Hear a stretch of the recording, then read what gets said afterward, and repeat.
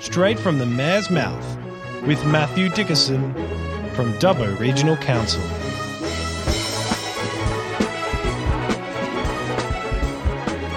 Hello everyone and welcome to Straight from the Mayor's Mouth. Hello there, Matt, how are you?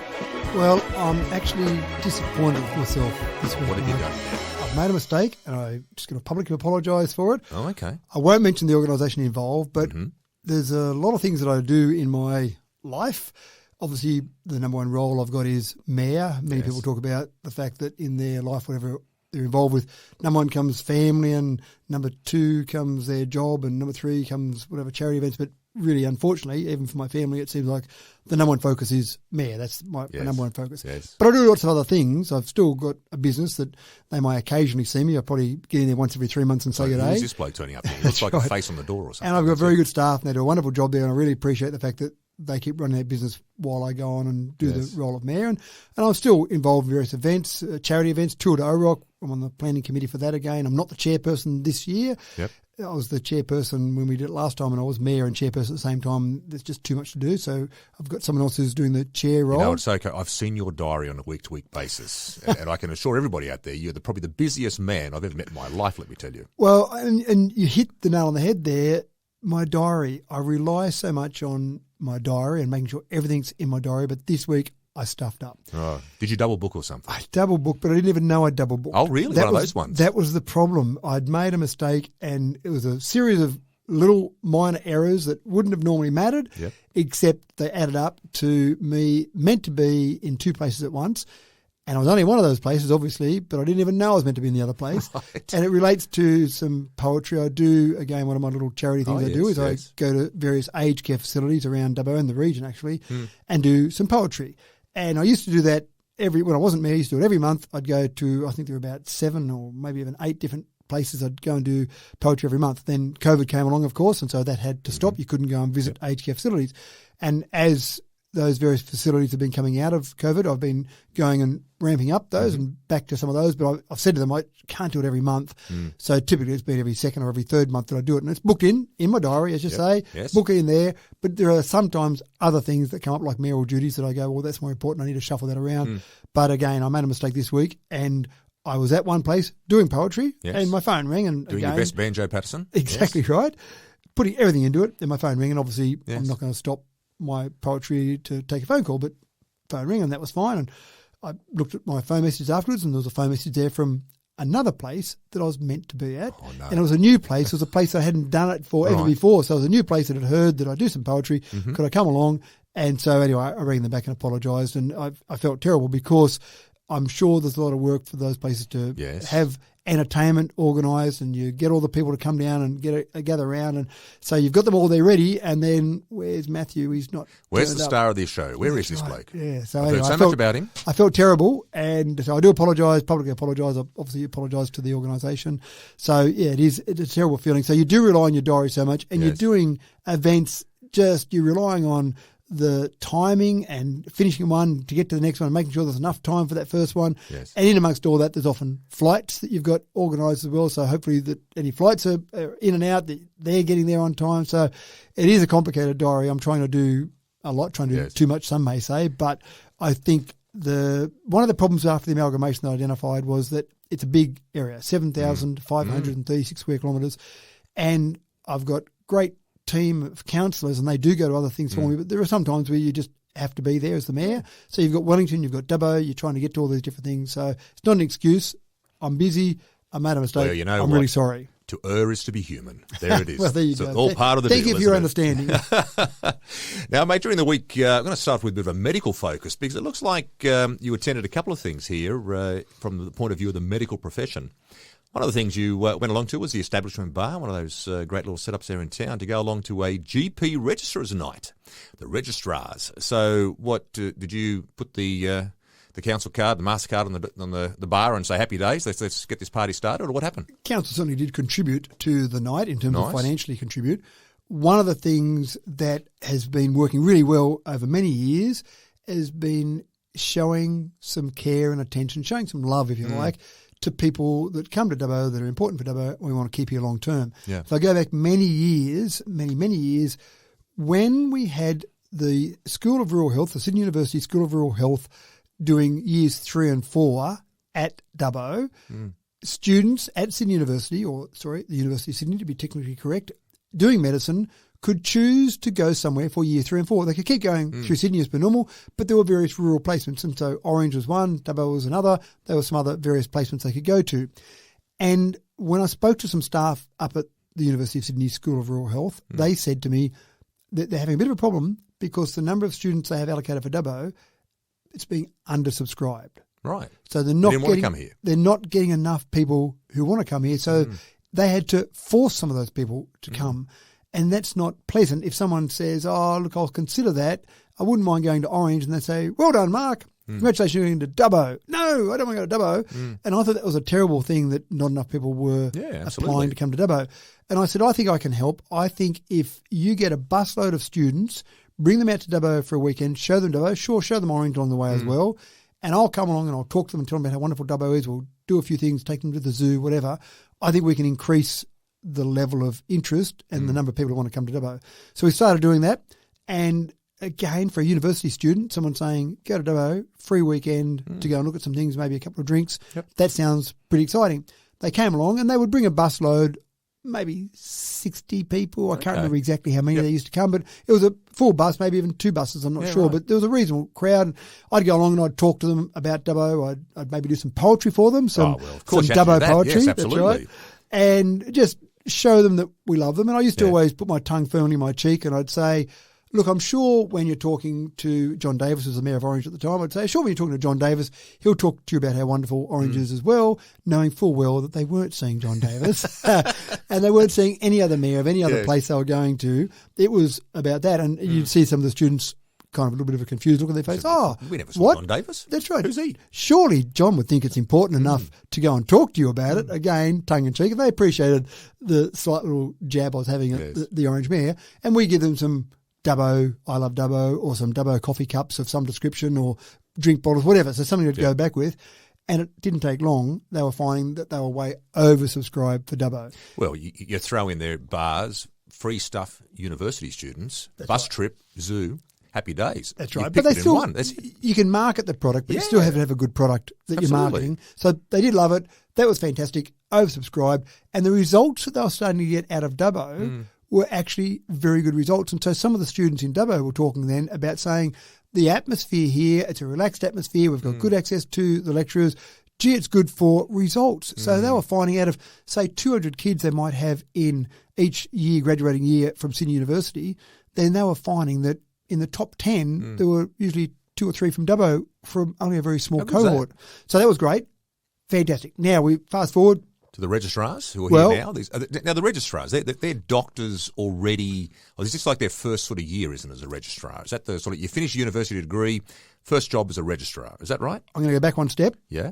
Because the next thing that happened was years 1 to 4 started at the University of Sydney School of Rural Health. So now you've got all 4 years and you've got 24 students in each of those 4 years. So we've got 96 students in now. So it's not just years 3 and 4 now, it's years 1, 2, 3, 4. And they're all well and truly oversubscribed. They have hundreds of applications for those 24 placements. Orange still only has years 3 and 4. Oh, wow. Yeah. So Dubbo's done very well. So that's great. Now, on to your question. Yes, our registrars. Now, I'm not an expert on the whole process for a medical degree, but as I understand it, you would have 4 years is the medical degree at the University of Sydney because it's a postgrad degree. You go and do some degree, whatever you want to do it in, and then after you get your first degree, you do medicine as a 4-year degree. So the students that we've got here do their 4 years here in Dubbo. Then after that, they would do another 2 years, 1 year in a hospital, I think, maybe both those years in a hospital, 1 year as an intern, but there'd be another 2 years. So I think pretty much at the end of that 6 years, 4 years of actual training, 2 years in the system, then I think that's pretty much, you can call yourself a doctor. But if you want to be a GP, there's a further process you've got to go through to be qualified as a GP. And when you think about it, GPs have got to know a lot. If you become a specialist, you decide you're going to become a knee expert or a neurosurgeon, whatever it might be, you've got specialist training you've got to do, but that's only one part of the body. You know a lot about that one part of the body. But GPs, people come in with a sore hip or a bit of a cough or whatever it might be, you've got to know a lot. So That's right. that's a specialty in its own. Now, again, I'm not an expert on this, but I think it's about 3 years of that GP registrar process they go through. Yep. And there are certain GPs in Dubbo and in the area, so some in Wellington as well and some further out, that are qualified, that particular medical practice is qualified to take on students, to take on registrars.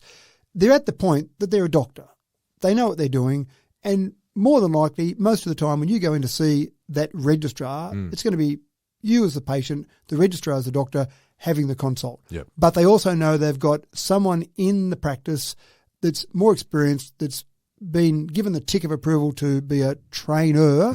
And so sometimes that registrar might go, just not sure on this one. I'll just check with the person who's in charge of that here in this practice. So they're pretty much at that point when they're almost ready to go. But I think it takes about that 3 years before they can then hang their shingle up and say... So these registrars then that you are coming along to this night, are they? Was the intention to try to get them to come and stay in Dubbo longer than just simply their time here as a registrar? Shh, don't tell them, but yes.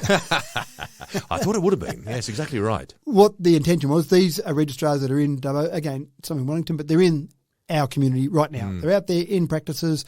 People are seeing them already. Yeah.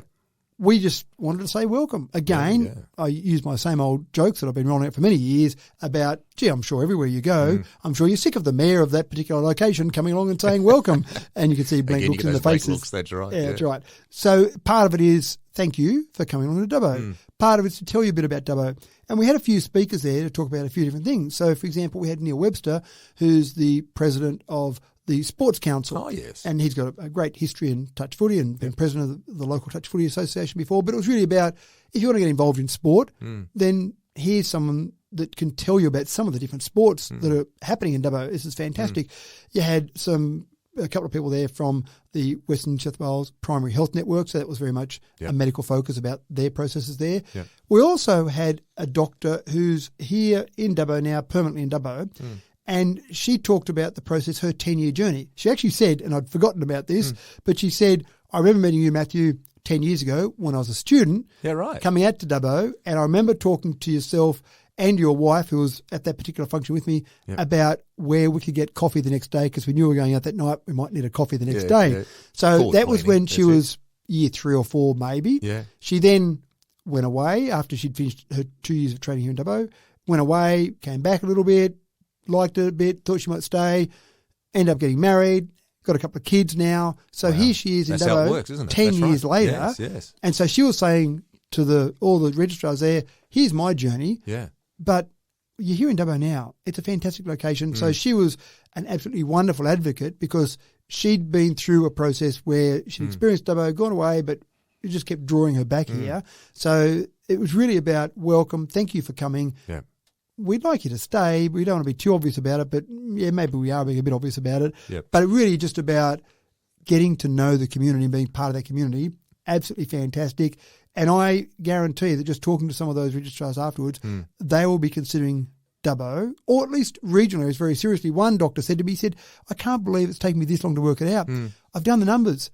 My commute when I was working in Sydney as a doctor as part of his initial training, I was commuting approximately 40 hours a month. Holy wow. Oh, geez, that's he said in Dubbo, it's a few minutes for my commute, and I feel like that's an entire working week I've got back every month. Yep.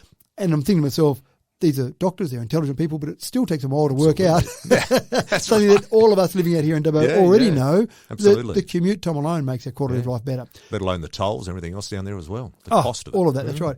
On the back of that then, I'll just go briefly mention a little research project. So during the week as well, I went up to the University of Sydney School of Rural Health where they've got a research project. This is a $6.5 million research project involving a range of organisations, including the CSIRO. And this research project is about rural and remote health for wounds. Okay. So someone that's cut themselves, they've had an accident, something happened, they've got an open wound. Yep.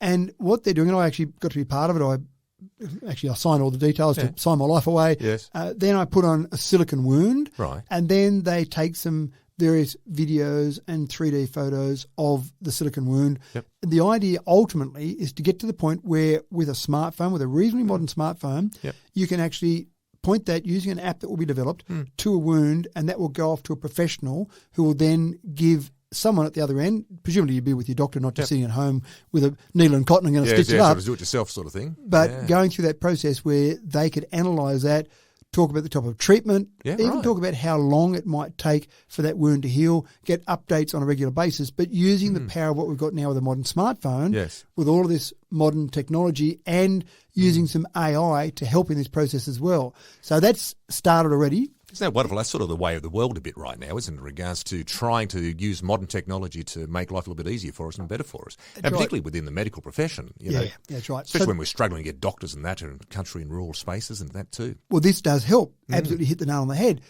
Getting research projects like this and getting the amount of money that was being spent on a research project like this in a regional or rural area, then other doctors look at that and say, well, could I do a research project from somewhere that's outside of Sydney as well? And so this is the first step there. They hooked up to a few other machines with some of the things they're doing, and so it's quite fascinating. They're getting to the point where they think they've got this part pretty well right already, where they can do the reading of a heart rate with non-contact. So they do it by reading the face, by having a video basically directed at the face, and they can pick up heart rate. What are they picking up on the face? Just the slight change in movement of the face as your blood pulses through. What, they're sort of picking up on the pulsations of the face? Exactly right. Wow. Now, they're working on it. They're not sure if they'll actually get this one, but they're working on doing blood pressure in the same way, continual monitoring of blood pressure, working on respiration rate as well. So all this fascinating work being done here in Dubbo. That's the exciting part about it. It's quite cutting edge, isn't it? Really absolutely cutting edge. Excuse a very bad pun talking about open wounds, but the wound that I did, which was a silicone wound they put on, in about a month's time they'll be in the hospital. So when people come in with a real wound, they'll also put that as part of the whole learning process for AI and some of the technology at the back end. So this is all happening here in Dubbo.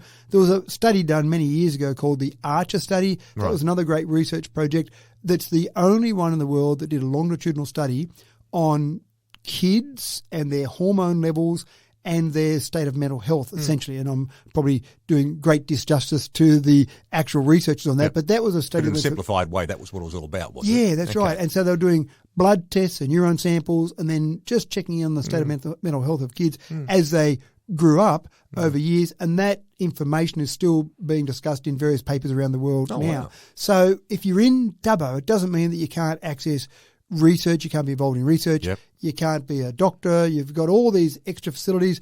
The RFDS gives many doctors great experience about something that might be different as well. So a lot of opportunity there. But the main part of our night there was to see if we can keep some of those doctors in regional areas. If you do that, you've done your job well. Now, you I think must have been around about Thursday or so, you jumped on a plane, might have been Friday, jumped on a plane down there to Adelaide to attend the Regional Development Australia conference down there. This, I'm assuming, is this Regional Development Australia, is this the South Australia focus, Regional Development Australia, or is this simply a rural or regional development across Australia conference? There are different versions of Regional Development Australia. Okay. So in Dubbo, our group is called Arana. Yeah. There are different ones in Adelaide, there are different ones across the nation. nation. You spoke at this conference in Adelaide? Or? Yeah, they call it their annual summit, and it was a summit about, obviously, focused on regional. Interestingly enough, there have been people on the board of that particular RDA that have been talking about Dubbo, which I wasn't aware of. They were talking about Dubbo, and they thought that Dubbo, they liked what was happening in Dubbo, and they wanted to learn more about what was happening in Dubbo. How did they find out about Dubbo? What was the scenario? Just some of the data they've been looking at. A lot of RDAs around the nation look at different data points and see what's happening with growth rates, see what's happening with different areas. And Dubbo kept popping up, is what they told me. Yeah, right. And I happened to be at a conference in Toowoomba recently. I spoke at that conference, and someone came to me after and said, we've actually been talking about Dubbo, and we've got a summit on over in Adelaide, or not Adelaide, it was actually a little bit out of Adelaide because it was regional, of course. Yes. It was in a place called Evanston. Right, yes. And which is towards the Barossa Valley, but not quite in the Barossa Valley, on the edge, I think, of it. Okay, sounds like a nice little spot. It was a nice little spot. Gawler Racetrack was actually at. Oh, okay. So there were no horses running. A bloke who's had a few bets over the years. I do remember Gawler. Yeah, right. So there were no horses running. The racetrack looked in great condition, but there were no horses running on it. Yep. But the focus obviously was all about regional, and so Dubbo had come up. So they talked about Toowoomba. Can you come over? Sure, check the dates, that's fine. So what did you talk about? What was your focus? Well, the focus for them, why Dubbo had really come onto their radar was because the growth rate in Dubbo was still going very strong. And they looked at various regional locations across the nation, and some were negative growth, obviously losing population. Some were going along okay. Dubbo over the last decade started off the beginning of the decade not quite outpacing the New South Wales average, but then as it went on through the decade, it started to get to the point where it was outpacing and still is outpacing. Particularly in recent times, like we talked about last week. Yeah, exactly right, with some of the housing approvals. Yeah. So for that one, I mean, I do represent Dubbo in different locations around the state and at various locations. And this one, I just actually said to them, I'm not convinced that this would be fair for the ratepayers of Dubbo to pay for me to go to Adelaide and sure represent Dubbo, but it sounds like this is something that's of more benefit to the people in the room rather than the community of Dubbo. And they thought that was fair enough. So they said, look, we'll pay for your flights, we'll pay for your accommodation, etc. I don't get paid out of these things and I don't expect to be paid. Yep. I'm still representing Dubbo and I'm still talking about the virtues of Dubbo and how wonderful Dubbo is. So there's still that part of it, but I just thought this one was a bit too much of a stretch in terms of community paying for this one. That was all fine. So basically what I talked about is how we've done that, and I'll condense an hour and a half on stage down to about 2 4 minutes. Yeah. But I did talk about the fact that we've got some natural advantages. Where we are location-wise is a natural advantage. So that's lucky for us. We've also worked hard over the years on making sure that we've got a diverse range of occupations. And I joked about the fact that I've met people from Sydney before and they just assume everyone in regional areas. Exactly right.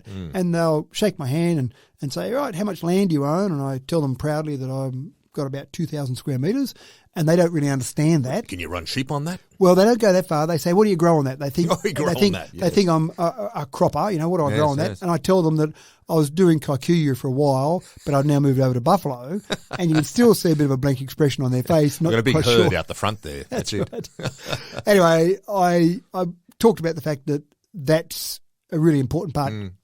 Education around ignorance. And again, I say ignorance in the nicest possible way. Yeah. But I do think that's part of it, is that people are a bit ignorant about what we've got in regional areas. So I talked about that, but I also talked about Evo Cities, our marketing campaign, which started back in 2010 and took a few years to see results coming through. But absolutely, I think that as advertising worked, and then we had a pandemic come along as well, which woke up people to regional living. I think the advertising we did in the early days talking about Evo Cities, and that was across 7 cities in New South Wales, I think that was really effective, and we're not doing enough of it at the moment. And even when I was talking and just looking at the results myself, I thought to myself, I've really got to get back to the stage where we do some more of these Evo Cities marketing. But it was interesting, no doubt about that at all, and talked to a few interesting people. There was an ex-premier there in the crowd. He sits on one of the boards that is focused on some regional development around South Australia. But it's always good to hear, as you talk to different people, and I actually listened to some of the other presentations, just different points of view, how you can focus on things. The electric charging network, there was talk about that. A group there that was talking about that. They've got the Royal Automobile Association of South Australia, or RAA, and it's the South Australian equivalent of the NRMA. They talked about the fact that they're the ones rolling out across South Australia the same sort of charges that NRMA is rolling out here, and they're partnering up with councils to do that and getting some contributions from various levels of government. So I think overall you still learn things. I still talked about Dubbo, and I still have people come up to me afterwards saying, oh, I went to Dubbo years ago. I went there as a kid or whatever. I should get back there and have a look at that. And I couldn't not mention our 3D printed toilet, so I said, come on and have a look at that. Yes. Yeah, so it's one of those things. I'm happy to help out other organisations, other people. Knowledge is one of the very few things that you can give away and still keep for yourself. Every day in your job, you're giving away knowledge to your students, but you're not losing it. If I give you $10, I lose $10. If I give you some information, I can still keep it. So I'm happy to share information. I'm happy to share information at a function like that. Yeah, you know, it sounds like to me is the fact that you almost summed up into 3 areas, I reckon. The fact you've sold Dubbo from the point of view of lifestyle, affordability and opportunities. Absolutely right. You know, hit the nails on the head. That's it. I'll get you talking the next one. I might get a little bit of guest speaker with you. That's right. Now look at this little one here. You attended on Saturday the Dubbo Support Centre, which has just been opening up. This is a new operation that's been opened up and down here. Is it the Dubbo Support Centre? So we're talking about support for just general Dubbo citizens, or there is a particular group of citizens that we're talking about here? People that have moved typically from overseas. Okay. Now, this is a group in Sydney called the Indian Support Centre. Right. And they've been doing this sort of help for people from the Indian community. Now, in Sydney, you've got a big enough population there that you've got a lot of Indians that move to Sydney and they need their own dedicated support. And there's probably the equivalent of that for other countries around the world that might move. But obviously India is a very large country, so you're probably going to get more people from India moving to Sydney than other countries, say Nepal or Bangladesh or whatever it might be. Yep. So I've been in communication with the president of this Indian Support Centre in Sydney for months now. Okay. Been talking to me about a variety of things and talking to me about funding. He wanted funding from council, but I said, look, there's no funding there for council, from council. In the end, he managed to get some funding out of the federal government and a little bit out of the state government as well. They're very proactive. Yep. And the idea was to run a similar support centre in Dubbo. And in various discussions with myself and Councillor Shibli Chowdhury has been speaking to as well, and just people in the community in general, it seemed like it would make more sense to have it not just an Indian support centre. Let's open it up a bit wider. So it is called the Dubbo Support Centre. Right. They're located down on Macquarie Street. And the idea is if I move to Dubbo from anywhere, it can be from a subcontinent nation, probably would be the major focus. But if I move here from America or New Zealand or wherever, and I'm not sure about how I would get some accommodation or what services I've got, I want to play some sport, whatever it might be, is there some organisation that can help me? And that's exactly what they'll have So here. that's what these guys are going to do. So they're a not-for-profit group, are they? Or They're a not-for-profit group. They've got a volunteer board, but they've got employees. So they've got one person who's the manager down there. He'll be the main person. If they can keep building it up, I'm sure they'll need more staff. Yeah. But that will be the role of that person to really have contacts, have a variety of contacts, have people there ready in the community that they can go to. So when you come along and say, hey, I've just moved here, I'm from wherever, then what do I do? How do I go about this? Because it would be pretty daunting going to a different country and then saying help. And I'm sure that help people that are moving from other locations around Australia as well. But they're probably, most of those people, if I'm living in Gilgandra, I move to Dubbo, I'm probably a bit more familiar with what I can do. But if I move from another country, things are different in different countries. So that certainly to me is one of the things that is valuable and important. 18.5% of our population now is or are born in another country. So of all our population at the last census in Dubbo Regional Council area, 18.5% were born in another nation. You know, that's a great little segue in regards to one of the things you did, attending the cross-cultural Carnivale night. Like, how good's that? Yeah, and that was perfect on Saturday night as well because there were a few visitors from Sydney that came along to support the Indian Support Centre in opening up the Dubbo Support Centre. Yep. And then, of course, That's linked in beautifully. There happens to be a Carnivale on tonight. Something we would never have seen probably 15 years ago in Dubbo, probably 10 years ago in Dubbo. But today we've got it. Yep, exactly right. So ORISCON is the overarching organisation that runs it, that organises that, and the food was brilliant. I love going along to those events and having some nice dinner. Absolutely. And the smells, oh my God. That's right. So that was another thing. But this is the changing face. And if I go back to when I first became mayor and I got to do citizenship ceremonies, very exciting, but most of the people there were from the UK, had some from New Zealand, a few from Canada and America maybe, and then occasionally you'd see someone from the subcontinent. Fast forward 12 years, and now the ceremonies are mostly people from the subcontinent, and occasionally, oh, look at that, there was someone from the UK there today. Yeah, so it's certainly been a changing face. And I even remember my son, when he had a birthday party one year, this is going back a few years ago, had a birthday party, and he said, I just want to invite a few friends around to play video games. It's just low-key, not a big party. And so I said, yeah, sure, that's fine. Invite a few around, and I can't remember how many he had, maybe 8 or 9 kids came around. And I looked at them and I said to my son, that's quite fascinating. I said, you've got 5 different nationalities there. And my son said, oh, do we? I didn't realise. That's what didn't even sort of come as a thought. And this is my friend. I felt bad about myself then because I saw kids from different countries and I'd spoken to them about where they came from initially.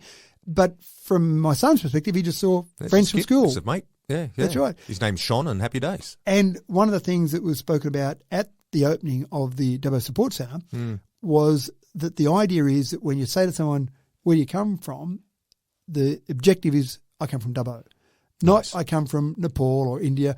And then, did you test anyone on that? Well, I did test them out more so on the cricket. Oh, so okay, yes. During the week, of course, India played Australia in the cricket. And I said, so here's the acid test. When India played Australia in the cricket earlier in the week and Australia got beaten, unfortunately, who were you supporting? And the answer I got was India. And I went, no, we haven't quite gotten you there yet.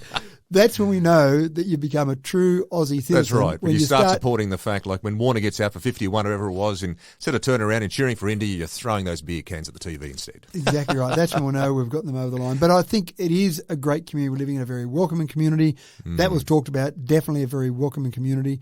And these sort of support services will just make it even better. Wonderful. Now, on Sunday, you're going to be heading out to the airport to farewell the students and the chaperones who are heading over to Japan for the Minokamo experience. Exactly right. That's come around fast. It has, and we did talk about it recently that we had students here. That's right. From Minokamo, and a very emotional farewell night. This is the return visit. This is kind of the return visit, that's right. But the farewell night out at the Dubbo Golf Club, very emotional, tears all over the place, lots of music, lots of song, lots of fun. And I guarantee those kids, the relationships they formed in the time they were here, some of those will be lifelong. On Sunday, it hasn't happened yet, it'll be happening on Sunday afternoon, going out to the airport to farewell the students. And lovely. I do like to talk to the students. How many are going again? How many you got going? There's 10 students that will be going. Okay, nice number. And chaperones as well, which is fantastic. All of them, the chaperones and the students, get a small contribution from the community, from Dubbo Regional Council, towards airfares to get over there, but they've still got to pay most of it themselves. And one of the things that I think is really important, I do talk to the students about this every time when I've sent them off on their way, is I impress upon them the importance of the role they're playing as ambassadors. And I did give feedback back to the Mayor of Minokamo from the students that were here last time. I did say to him that the students that they had over here were excellent ambassadors for Minokamo. And I'm going to say to the students on Sunday afternoon that the expectation from our community is that they will be, and I'm sure they will be, because there were lots of applications for students and we had to pick the best of the best there. But I guarantee they will be excellent ambassadors, and I'm looking forward to seeing or hearing lots of great stories about those students when they come back. So it'll be a fun time for them. They're over there for almost 2 weeks. Ah, what a wonderful experience. 2 weeks in Japan. And I'm sure even the chaperones will find it a wonderful experience as well. A lot of responsibility for them as well. Parents hand off their kids and say, please bring back my child in one piece, everything's safe. That's right. So a lot of expectation there. Yeah, That's exactly right. But anyway, exciting time for them. Exciting to see the exchanges happening again in both directions. Now, it's a little bit more serious. I saw an announcement during the week, and it concerned me a little bit in regards to Rex Airlines. Now, they've announced the fact potentially here, they're looking at dropping air services to a number of regional locations. I'm really hoping Dubbo's not on this list. Is this the case? Is this what's happening? I'm actually a big supporter of Rex. I think Rex do an excellent job in regional areas, and Rex will often service airports, service towns and cities that no one else sees as viable. They've got a business model that's a fairly low-cost business model, and that means they can service some of these centres that aren't serviced by other airlines. So they do perform a really important role. But it has been noticed lately there have been a few cancellations of services, and this is more Dubbo. I've just heard some feedback, and then I actually got some information recently about some of those cancellations, and there have been some days there have been multiple cancellations and various things, which is tough.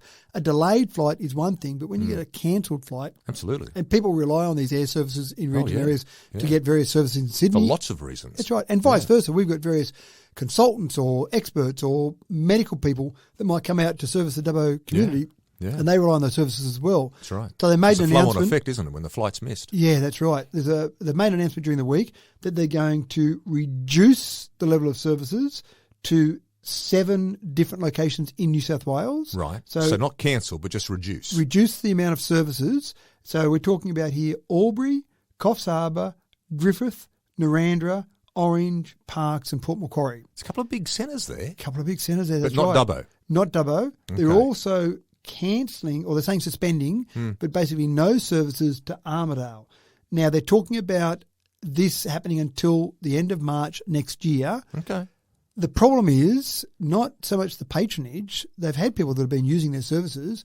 The problem is that they just can't get enough staff. So the skills shortage that's that everyone affecting there talks as well. about. Yeah, that's right. Now, if you can't get enough staff at your coffee shop, then that's a bit of a pain. You might not be able to produce as many coffees. You might not be able to get all those people that are waiting for coffee service as quickly as you'd like, but you can still open the cafe. Skill shortages has an impact on different businesses in different ways. But if I haven't got 2 pilots to get in that plane, if I haven't got 1 hostie to get in that plane, then I can't fly that service. And that's been the problem that Rex has been having. So they're having to reprioritise their level of flights or something, are they? Only to the areas that they feel as though there's enough people on these flights to warrant a service? Well, I think the problem is that they just don't have enough staff. And they do training for various pilots, and they obviously take on pilots that have already got experience, but they just haven't been able to get enough pilots to keep all their planes in the air. I'm sure for Rex, they want to keep their planes in the air because a plane parked on the ground isn't making money. It's only making money when it's up in the air. So by any chance, have you been in contact with anyone from Rex in regards to this? Or So there's a gentleman by the name of Warwick Lodge who's the GM of Network Strategy, and I've dealt with Warwick over the years in a variety of different ways. Sometimes it's been because Warwick hasn't been happy about the prices that we're putting our landing fees So it's up. Network Strategy. Are they a group linked to Rex, are they? Or? No, he's the general manager of Network Strategy for Rex. Oh, okay. So Right, that's like a subdivision sort of thing of their operation. No. Network Strategy is the title. So his title, he's the general manager of Network Strategy, the same as you might be general manager of maintenance, for example. Right. Yeah. Oh, but it's still within the Rex company. He's employed by Rex. So he's probably the main person I've dealt with Rex over the years. I've dealt sometimes with the chairman of the organisation. I've dealt sometimes with people on the board of Rex. But in terms of the operational staff, Warwick's been the main person that I've dealt with. And I found Warwick good to deal with. Again, sometimes he has had unpleasant conversations with me because he doesn't like how much Dubbo might be charging from a landing fee perspective. Yep. But I've still always found Warwick open, upfront, and happy to have discussions. I only found out about this on Friday night or late Friday, so I didn't ring him. I actually sent him an email and just offered support to say, is there anything, and probably wearing two hats, I said more probably from Regional Cities New South Wales hat as chairperson of that rather than necessarily as Mayor of Dubbo. Is there any way we could help?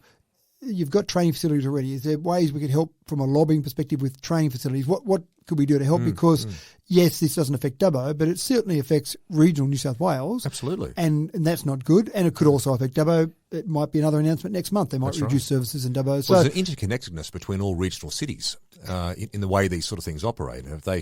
If one domino starts to fall within regional centres, you do start to worry about where the domino fall finishes. Well, it's not good in general. I'm a strong advocate for regional. Yes, Dubbo first. I'm the mayor of Dubbo Regional Council. That's always going to be my first and foremost. But regional areas, I always feel that if regional areas are strong, if regional areas are going well, then it's the old saying about all ships rise with the tide, then all regional areas are going to benefit. So I'm not so concerned if Orange gets something that Dubbo doesn't get.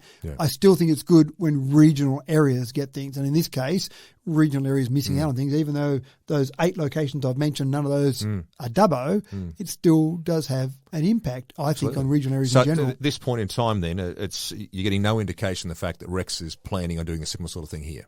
No, and hopefully they won't, because hopefully the idea is by them reducing the number of services, they've got a pool of pilots, obviously. By reducing the number of services, presumably they'll be able to service the rest of those properly. And that was the quote that I saw from Warwick in the media reports. It talked about the fact that cancellations aren't good. If they reduce the number of services, then they can deliver more reliable services. And that makes sense to me. So we've got a certain number of flights each week, and we have enough pilots to fulfill those. So if we reduce the number of services, we can service those with the number of pilots we've got. They are talking about it being only till the end of March 2024, and they've obviously got some plans in place to try and solve that pilot shortage. But this is a problem we see. It is, isn't it? Skill shortages. And it's not just in airlines, it's across the board, No, isn't it? affecting lots of different industries and affecting lots of different regional locations. So best of luck to Rex in solving the problem. Again, I've reached out already. If there's something we can do, I'm not sure. I don't have an idea that what we could do, but if it's something we could do, we'd be more than happy to help them out. Now, Matt, a big event coming up this Thursday night. And of course, it's the mayoral election. The end of this week, you and I both might be out of a job. That's right. Well, maybe if there's a new mayor in place, they might want to continue on a podcast. And Well, you never know. That's right. I might put an application in, see what he wants to do or she wants to do. Who knows? Yeah, that's right. So tell me about it. How do you feel, first of all? Do you feel as though you're going to be sitting back in the same chair after Thursday night, or where do you generally sort of feel right now? I would never be so presumptuous to say what might happen with councillors. I've reached out to all the councillors and basically telling them I'm going to put my hand up for mayor again and hoping to get their vote. I don't know what will happen, obviously. We'll wait until Thursday night. But just a bit of background there. There's 128 councils across the state. And of those councils, you've got a council election every 4 years. So that's electing all the councillors. Yeah. And there's a different number of councils on those. Some have wards, some don't have wards. But they're pretty much the same across there. Sometimes there might be someone in administration or whatever. But generally, 128 councils. 14 September next year is the next full council election. Right.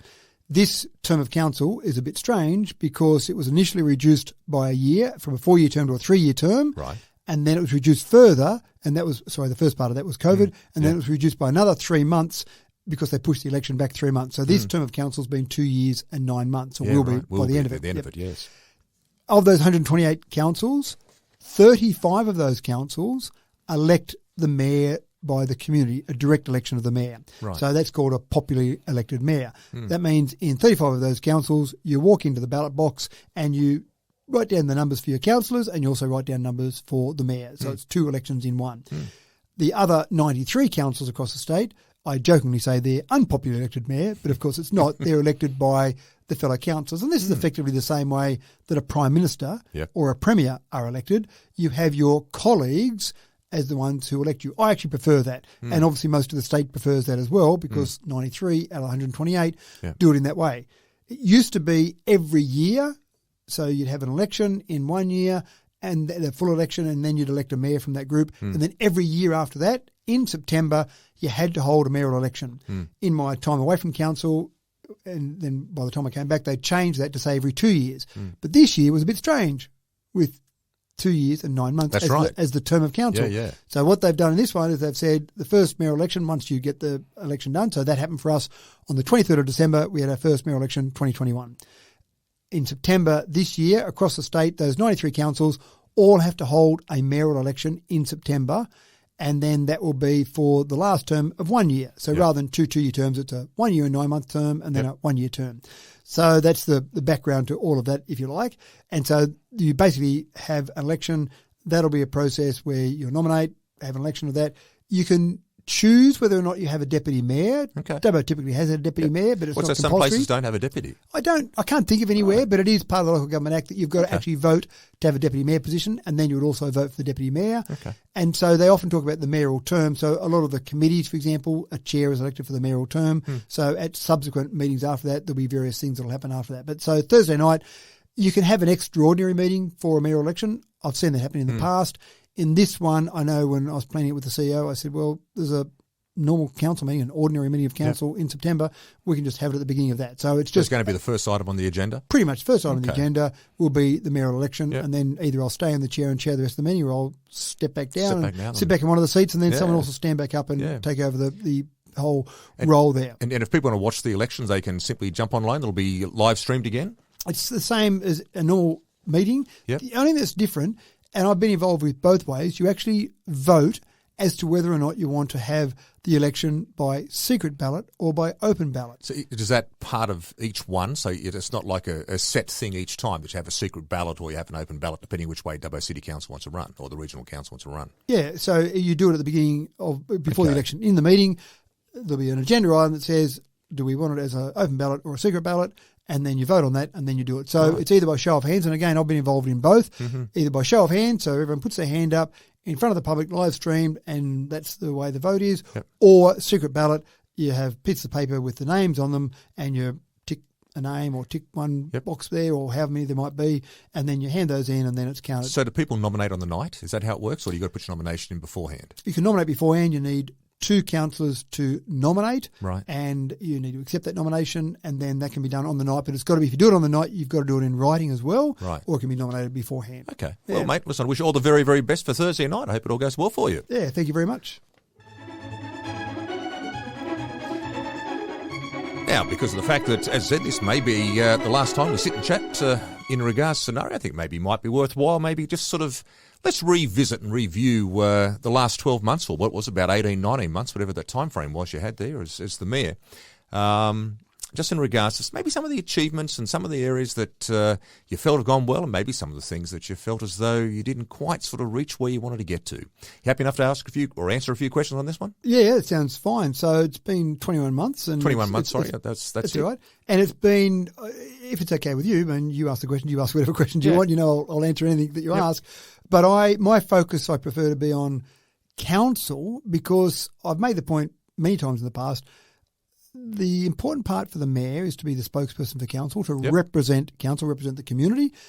But I don't make the decisions. The decisions are made by council. And so whatever, I'm not sure what questions you're going to ask me, but whatever questions you're going to ask me, obviously the focus there will be presumably on what council has done. Right. And again, it's a vote of council. I get one vote on council, and then I've got to live with those decisions. All right, then we'll base on that. Then let's start with the very first one, in regards to, because when you took over the role then as mayor, there was 8 new councillors who came on board with you for this little journey? Well, I'll be pedantic here. Yeah. There were 9 brand new councillors to 9? Dubbo Regional Council. Yes. But I'd served on a council before, so I'd served on Dubbo City Council. Councillor Vicky Etheridge had been on Dubbo Regional Council. So of the 10 councillors, 9 were brand new to Dubbo Regional Council. So weren't actually sitting on the previous council, sort of That's moved right. into this And one. 8 were brand new to council. So Okay. I'd obviously had experience on council before. Vicky had experience on council before. Yep. So there were 8 people who had no experience being on council, 9 people, no experience on Dubbo So Regional I'm Council. going to put on my teacher's hat here then. How did you help these councillors and then as a councillor group to start to form a unit and get them interested in getting regards to how do they go through motions and putting forward different ideas and, anything along that sort of, bringing forward notions of motion? Like what were some of the different things that as a councillor you did? Well, the critical part of the beginning was training. And Okay. that's something, some parts of the training now are compulsory, and the Office of Local Government dictates to councils across the state that you've got to do certain training. Yeah. But there's a lot of things that you pick up in training, but a lot of things you pick up in just general experience. So the first thing, we had the mayoral election. So on the 23rd of December, we elected myself as mayor, Richard Ivey as deputy mayor. And so that to me was, okay, thank you. And I felt a large responsibility then because I'd had experience previously with Dubbo City Council and had experience previously as a mayor. So I spent almost 5 years as mayor of Dubbo City Council. I certainly did feel a large responsibility to say, well, as much as I can do, let's try and help and impart knowledge to the other very keen, What were very some of the enthusiastic techniques councillors. you put into place there to try to get them all up to speed? Well, a lot of it was talking about things, and even in the training sessions, certainly I was talking about things from my experience. But I was actually very keen at the very first meeting of council, which didn't happen obviously until the next year, till 2022. One of the things that you can do as a councillor is bring forward a notice of motion. Now, it's not compulsory. You can be a great councillor and never bring forward a notice of motion, but it's a way to direct some energies of council to certain things. And so I did actually say to all the councillors, to get you into the swing of things, because a council meeting is not a normal way to conduct a meeting. It's very formal. It's very stiff and very formal, and it is that way for a reason. And I think it works well, but it's not like any other meeting that I've sat in lots of different committees and different things. It's much more formal than any of those I've Yes, sat it's in. definitely not a free-for-all. It's not. And it's certainly not like state or federal government, because I do think they are free-for-all. Oh, absolutely, yes. It's like the bear pit sort of rolling along. That's right. Yes. It's much more respectful than that. So it is very serious, very respectful, but I really want to encourage them. So I actually did say to the councillors, if you've got an idea, if you want to bring forward a notice of motion, if you want to get into the swing of it straight away, if you've got some thing that you're passionate about, get into it at the first meeting. Don't wait around. Yeah. And it'll be a bit strange on how you do it, and we'll give you some help in terms of how that all works. Yeah. But get straight into it. And to their credit, all 9 councillors brought forward a notice of motion to the very first meeting of council. And that, I think, got them straight into the swing of things. At a council meeting, you had to stand up and talk. You had to put forward your notice of motion. You had to debate it, argue for it. And so it just makes you feel comfortable because, and I still remember back in my first meeting, the first time I spoke, at the dinner afterwards, the couple of the staff there said, "Oh, that was your inaugural speech tonight, Matthew." And it wasn't really a formal inaugural speech, but it did feel a bit like that because I'd been to a couple of meetings where I just sat around to watch and learn, and I went, I'm going to stand up and speak about something now, and it was a bit of a big moment. Yep. And I really felt like I wanted to get councillors to do something before that. So they did. They all moved that notice of motion. But there are lots of things you're doing on a constant basis. But again, it's all about keeping that team together. I mean, I started off that process with meeting with every councillor every month to sit down and say, let's talk about anything in particular. And again, you've got to fit in with schedules and fit in with people want to do with that. But still to today, going through that process, making that offer to every councillor saying, let's sit down and talk, and most of them take you up on that every month. As a team analogy, it's almost like you're trying to say to them, listen, go out there and get an early touch of the ball. That's exactly it. It's spot on, actually, Makes you feel more comfortable in the field and away you'll go. Yeah, make that first tackle, get that first touch, whatever it might be. That's it. And then you feel a bit more comfortable. So I think they've gelled. I think the whole group of councillors has gelled quite well, and I'm still really proud of the things that we're doing with that group of councillors. Now, to be quite honest, when you guys also took over there as council, you walked in a bit of a storm. Because one of the very first things that was sitting there hanging over your head was the performance improvement order, which was a bit of a hangover from what had happened in the previous council. So how did you deal with this? Because I'd imagine this would have been, for a lot of the newbies in particular, quite a difficult situation for them to be placed in. Well, I think hanging over the head is the perfect description of it. And it was new to me as well. I'd never been involved in a performance improvement order. In all my time on council, never before had our council ever been discussed in terms of needing a performance improvement order. And what that is the Minister for Local Government makes a decision at some point that things aren't going that well. Council's not behaving, maybe council's dysfunctional, and I don't think you're bad enough to sack you immediately, but I'm not really happy with the way you're going. So what I'm going to do is I'm going to put a performance improvement order. I want to see, this is the Minister for Local Government talking, I want to see some specific changes, some actions to address some of the issues that have been occurring. And by the way, I'm going to appoint someone to oversee you to make sure these things are happening. So there's no pressure there on these newbies, is there? No, not at all. And it may well have been a very short term of council. We might have gotten in there. Yeah. The things that the minister wanted to see didn't change quickly enough or the feedback wasn't good enough. And so the next step on the negative side of that would be, sorry, you're in administration. I know you just got elected a little while ago. You're all gone. I'm putting an administrator in, and then we'll go forward to maybe the next election. Yeah. So there was that hanging over our heads, and certainly that was stressed in part of our training that we've got some things in place now that had been put in place before we got elected to address some of these issues. But we had to make sure we kept things functioning well, and we made sure that the council group were getting along together as a group, because one of the ways that we could have gone downhill is if we're having fights, public fights in the media maybe, all sorts of things with councillors, that would have been certainly a flag to the minister to say... particularly when all eyes would have been on you anyway. Exactly, in regards to how you're going to react to this. Yeah, so we went through that process. That eventually got lifted. I remember meeting with the Minister for Local Government after they got lifted and said, thank you very much for lifting that. I know there was a process to go through, and I know you didn't lift it because you thought we were a nice group of people. Yeah. There was a process that had to occur, but it was nice to have that gone, to feel like we weren't suddenly being scrutinised on a minute-by-minute basis. So that was something certainly that we had to take care of. A process that made people, if they understood it, maybe a little bit nervous, but I think really just good behaviour, doing the right thing. Yeah. It was always going to be lifted as long as we went through that process. That's right. Now, one of the first realisations I think you stumbled across as council was the fact that there was no fluoride in the water.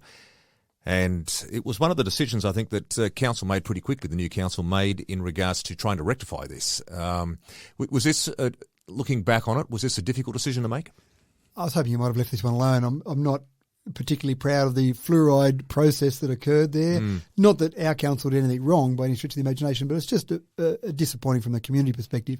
As you know, January 2019, the fluoride dosing system stopped working at the water treatment plant. Yeah. And nothing was done about it. It was reported. The staff knew about it. The report went through to the various channels that it should have gone through to, but no action was taken about that whatsoever. When we found out about it, and we've told the story before, that it was almost a bit of a chance discussion that we found out about the fact there was no fluoride going in the water, then certainly we had to take action. We engaged Public Works immediately to say, what is this? Can we fix this straight away? How are we going about it? But we've also got to tell the community, and I was very disappointed to have to say to the community, there's no fluoride in the water. That's a breach of the act, of the relevant act. We are in breach of that act right now because we're not putting fluoride in that water, and you haven't been told about it. That was the thing that was probably most disappointing for me, was that you can't get everything right. You can't be perfect in everything you do, but you've got to tell the community about what's going on. Absolutely. So we told the community, we put a process in place to get that rectified. So again, went through a process to work with Public Works to design a new system, put that out to tender. It's not fixed yet. I was going to say, because that process is still ongoing too, isn't it? That's right. We've awarded the tender. There's a company working on it as we speak, and it will be done and up and operational. But again, that was a bit of a low point for me to see where the failure possibly of the last council to do the right thing then still was reflecting on this group of councillors, even though we'd done nothing wrong but discovered this and were taking action about it. So yeah, that was certainly disappointing. You could have left that one out if you wanted. This is the way I roll. Now, one of the other things that, looking back and reflecting through, it looks as though one of the big focuses for the current council was trying to bring the community together in a lot of ways, trying to get different groups and different organisations to come back to the table and talk. For example, there's some of the little things here that I'm talking about here were just trying, number one, like trying to get more community consultation committees together again. It looked as though there for a while Some of these consultation community groups had been sort of abandoned or disbanded, is probably the better word. Ideas like your mayoral developers forums and your community leaders breakfast, like all of these sort of things came about. Was that the whole aim of this? Was that trying to get community groups back together? They were good ideas when they were put together a long time ago. Some of these ideas were from decades ago, the community consultation committees. Yep. Some of them were for last time I was mayor. So sometimes if you've got a good idea, you can roll it out again. Yeah, and right. I know when I remember doing interviews when I first became mayor back in 2011, and I remember talking to some media outlets, and some of them were saying, so what's your focus? What do you really want to do? And I did say at the time, and I still believe it now, a really important part for me at that time and for mayors in general is to be really good at communicating with the public and engaging the community, making sure the community is along for the ride. We can have the best ideas ever. We can sit around as 10 councillors, have the best ideas, and we're going to go and do this. But if we don't bring the community along with us, if we don't involve the community, then the community's not going to know about it, but also not going to be happy about it because they're just not involved in that process. So you're right, we formed 15 community consultation committees. I remember having a workshop. There were bits of butcher's paper all over the wall. We had councillors in there, staff members, every committee that ever existed previously on other iterations of council. They're all over these, and we had to narrow those down and get them to the point where you don't want to put an onerous workload on our staff, but you also want to make sure there's good communication. So that was one. And you mentioned the mayoral developers forums. They were going. They started back in 2011. They were going. Yeah. They dropped off for whatever reason, so we've started those up again. And now there's so much development happening. We talked about the building approvals last week. So much development happening. Incredibly important to have those people involved in the development community, all they're ready to keep doing things in Dubbo, making sure we can keep addressing the demands that are going to be put on us. And, of course, the community leaders breakfast.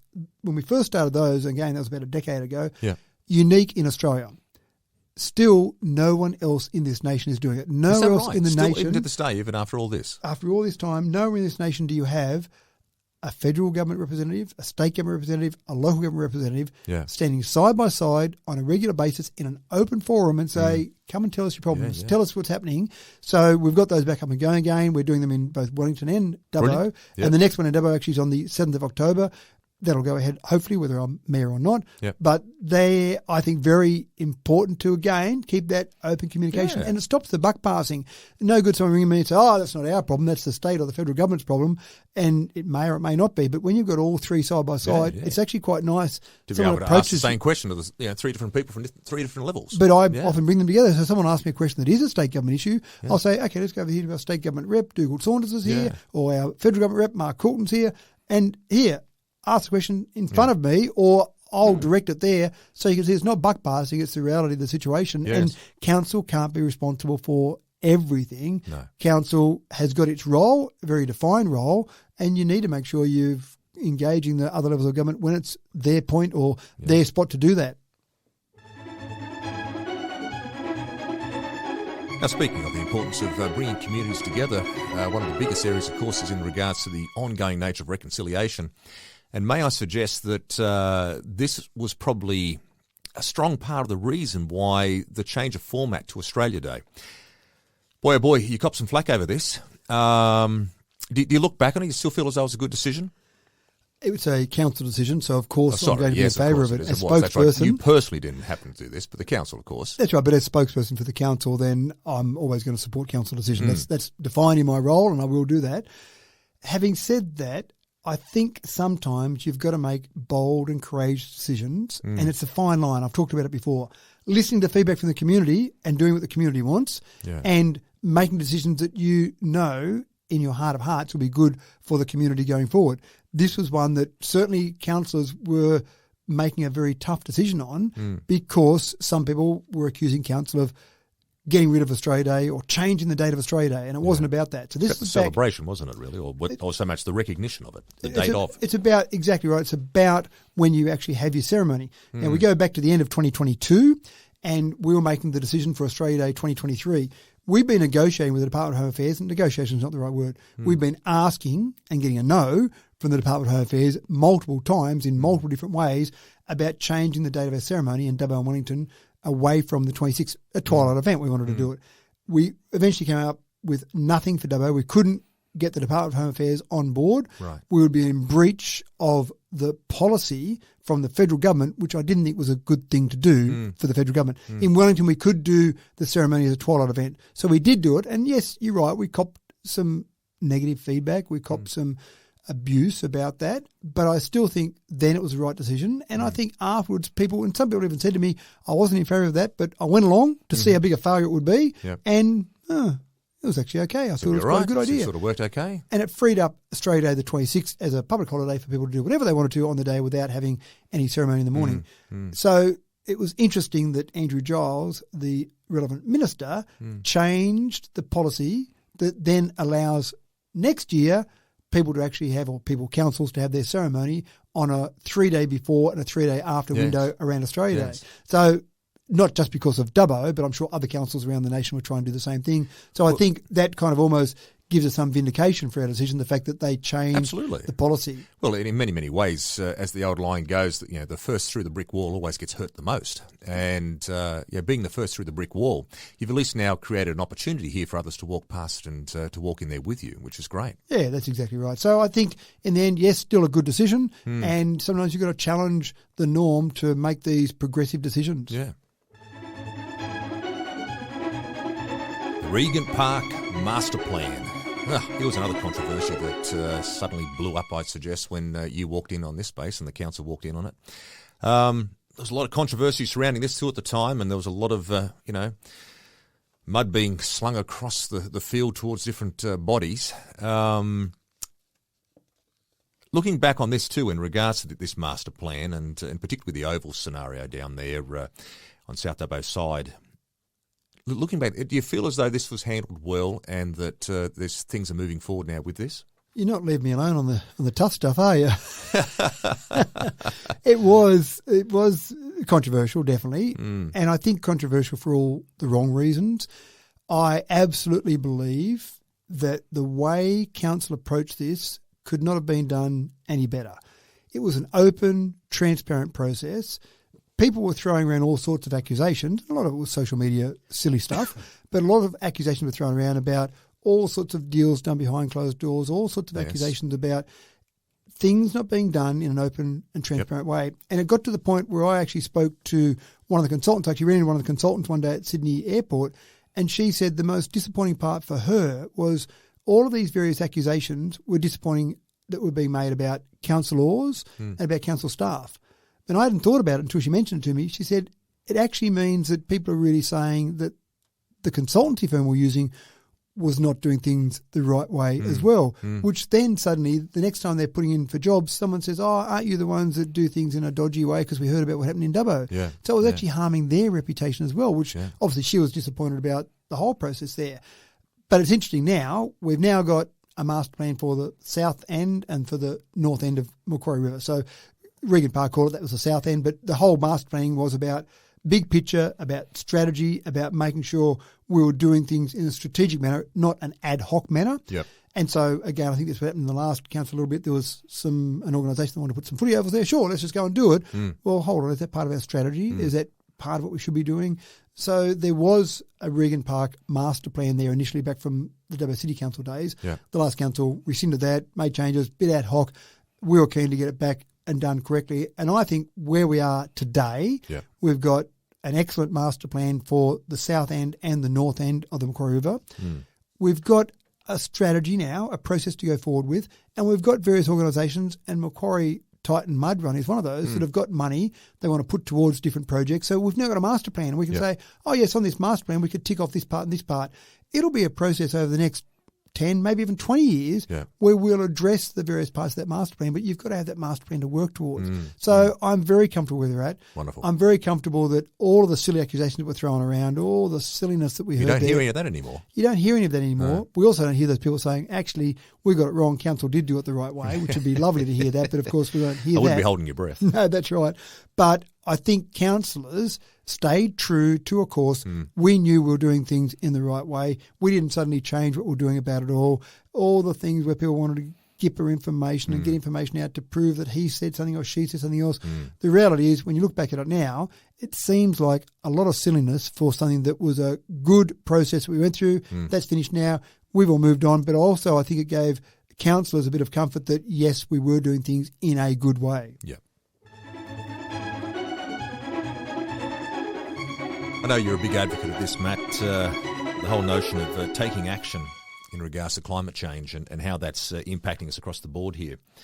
Just very briefly, what do you think has been some of the big achievements that council has made in regards to this, in regards to really trying to take some leading the way? You talked about this before about showing leadership. What have been some of the leadership decisions that you feel council has made in regards to dealing with climate change? Some people would say, "Don't worry about it. We're only 55,000 people. What's it matter what we do? Because we're not going to make a difference across the 7 billion people across the world." But if everyone thought that way, no one would take any action.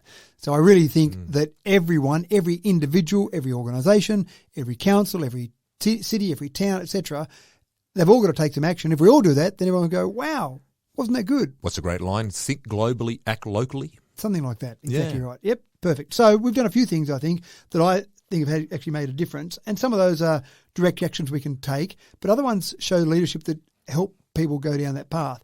One of them definitely was our electric vehicle process and our electrical policy. Yes. I've said it before, the very first mayoral car in this nation that was electric was in Dubbo City Council. Great, back in 2015. Yeah. The mayoral vehicle was electric. It's the first official mayoral vehicle. When I got elected again, I said, well, I want to go back. It had been a petrol car in between. I want to go back to an electric car again.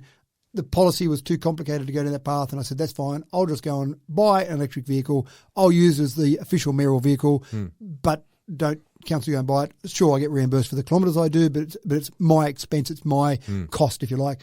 And again, I think that shows some leadership. But on the back of that, and on the back of some things that have been changing, our fleet manager put together a report for council to show the total cost of ownership of a vehicle over 4 years. We've got 58 of our vehicles at council that are SUVs and passenger vehicles as part of our light vehicle fleet. Some of those are staff cars when you get a job, as with many jobs. So in terms of that, there's obviously opportunity for some vehicles to change to EVs, some vehicles not. But our light vehicle fleet, there's an opportunity there, definitely. And again, in particular with staff vehicles, you've got an opportunity there.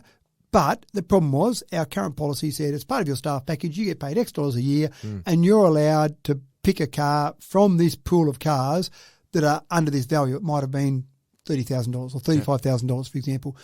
But EVs are dearer than that. Now, our fleet manager said, well, this is a problem because the policy doesn't allow our staff to do it, but I understand that it might be cheaper, so let's investigate that further. He put together an excellent report that laid out the upfront costs of the vehicle, laid out the depreciation costs, the running costs, because petrol's getting dearer and dearer and electricity's very cheap. So I went through that whole, electricity's cheap. Electricity's cheap to run a car. Yeah, so we'll jump on that and say, exactly, hold on. That's right, someone will jump on you big time on that that's one. That's right. Running a car via electricity is much cheaper than running a car via petrol. So I put together that. Now what he brought a report to council and showed that if you take an equivalent vehicle of the same type of vehicle, but the electric version of that might be, say, $20,000 dearer, over a 4-year cost of that to council, what's it look like? And it showed unequivocally that those equivalent electric models were cheaper on a per kilometre cost than the petrol vehicles. So essentially what he said after that was, well, we should be buying electric vehicles for our light vehicle fleet. Now, we fully understand that electric vehicles aren't appropriate for every staff member in every particular position. But that report alone gave the flexibility to allow the fleet manager and the general manager to allow a staff member to buy an electric vehicle as their staff car, even though it might have been dearer than the petrol version, knowing that over a 4-year time frame it's actually going to be cheaper for the community. And we've already got now, as a result of that, we've got staff that are driving Teslas, we've got staff that are driving MGs. Now people might have a heart attack and go, oh, Teslas, they're expensive. They're nowhere near as expensive as they used to be, but they're still more expensive than a car. But when you read that report, then without a doubt, people would say, well, I'm crazy for buying a petrol car unless they particularly need something that the petrol car offers for them. But based on cost, even though it's dearer, if I look at that 4-year cost of ownership, it's actually cheaper. So that was one. And we're actually seeing now that report, I know there are other government departments, there are other individuals, other people in different companies, private companies that have read that report and they've told me that they're changing how they're going about. Yeah, that's right. So definitely leadership there, taking action ourselves, but showing leadership. And I've done that a bit myself when I've been driving electric cars over the last 7 years. I feel You've like seen the benefits. Well, I feel like a bit of a leadership role there too, showing people that it's okay to drive an electric car. You can drive an electric car and live in a regional area. Yeah, that's it's right. okay. Actually, one of the other things there in regards to talk about electricity, I remember talking about renewable energy from the point of view of some of your small and major sites and larger sites. What happened there again? So we've got 2 new contracts that we've taken out. Right. One was our small sites electricity contract. Now, we were trying to do the best we could for the community in terms of cost, but we also had one eye on renewables there. And so if we could find a contract that was reasonable, was cheaper maybe, but within the ballpark of a non-renewable electricity contract, then we thought we'd go down that path. As it turned out, we actually saved $100,000 per year over the previous electricity contract by going to a fully renewable energy contract for our small sites. Now, we also had our large sites and we were keen to do the same, but we couldn't quite get the equation to match up. So with the large sites, we took out a new contract that started off with a percentage as renewables, and then through a step process, we'll get to the stage within that term of contract where we're using 100% renewables. Oh, wow, okay. Yep, still on the board. That's right, and that's good for both those. But again, I've had people say to me, oh, that's good, you've got those small sites now. I've been looking around for various electricity contracts and seeing if I can get one that's all renewables as well. Yep. Again, you might have solar panels on your roof, but if you're still buying some electricity, then see if you can buy it from somewhere else. That's great. We've also got our net zero policy out on public exhibition, and that's a really tough one. We've talked before about how much of our greenhouse gases are produced from council, from our overall footprint, from our tip. I was going to say the tip was the big thing, wasn't it? Remember, there's 37% off the top of the head or something like that? No, keep going higher than that. Oh, really? Was it more than that, was it? Yeah, that's right. We're talking approximately 62% of all council's greenhouse gas emissions being attributable to our landfill. That's a challenge for us to see what we can do there. But our net zero policy, again, it's on public exhibition as we speak. But I think that can show the community that we've got some leadership there as well, but also try and address that ourselves. So taking some small actions, doing some things ourselves, I think we can start to solve that problem, but also lead the community down the path. Council can only solve one part of the problem. We've got 55,000 residents to help solve that overall problem. Look here, another little one, Matt. Very quickly, the decision to turn around and because for many, many years, all the council meetings were always going to be held in Dubbo. But the decision was made, particularly being now Dubbo Regional Council with Wellington and Dubbo, that some of the meetings are now held down in Wellington. Has that been a success? I think it's been a success. It's a bit more work for councillors based in Dubbo to drive down to Wellington, our staff to drive down to Wellington. But after the amalgamation, some meetings were being held in Wellington. And again, not sure why, but that was changed, so meetings were always held in Dubbo. If we're going to be one community, it seems fair and reasonable that you hold some meetings down there. So that certainly changed. This council changed that. On the mayoral election on Thursday, that's where you also set the dates and the locations for the meetings for the next year. Oh, okay, so it's all set out in that first meeting. That's right. So at this meeting, it could change, but I hope councillors do keep it as having meetings in Wellington on a regular basis because I think that's important to go down to that Wellington community. And absolutely. For some councillors, there's a good chance just to go down and talk to Wellington residents, have a look at things that might be happening down there because we are responsible for all of them and we've got to give everything equal weighting. We can't say, I'm a Dubbo councillor, I'll pay more attention or focus more on Dubbo. Yeah. You are a councillor for the whole LGA. That goes for Wellington councillors as well. And it also goes for the wards. When we're elected in the various wards, the 5 wards will be gone at the next election, but at this council, we're all elected in wards. You're not representing the ward. Once you're elected by that ward, but you've then got to make decisions that are for the betterment of the whole LGA. And that can be a challenge because people in your ward might say, Mark, I elected you from ABC ward. Why are you doing this, which is better for DEF ward? And you've got to do what's best for the whole LGA overall. You know, I'm going to put it out here. I'm going to be so looking forward when they get rid of the wards. The swimming pool was another big one in regards to the management of the swimming pools. There's 3 of them, of course, Dubbo, Geary and Wellington. The decision to turn around and to put it back to a private operator, I don't think there was too many people were sort of opposed to this, but just talk me through very, very quickly again the feelings and the reasons behind why this change happened. I don't know why the change happened in the first place. It was managed externally, and I thought the external operator did a good job. And then it was brought internal to council. And I think most people recognise running a pool from council staff is hard because you've only got an operation that runs 6 months of the year. What do you do with your staff for the other 6 months of the year? So that was a challenge to start with. Whereas a contractor, that's their job to handle that. Yeah. And running a business like the pool is very specialised. You really need someone that knows that operation inside and out. And our staff, as great as they are, cover lots of different areas.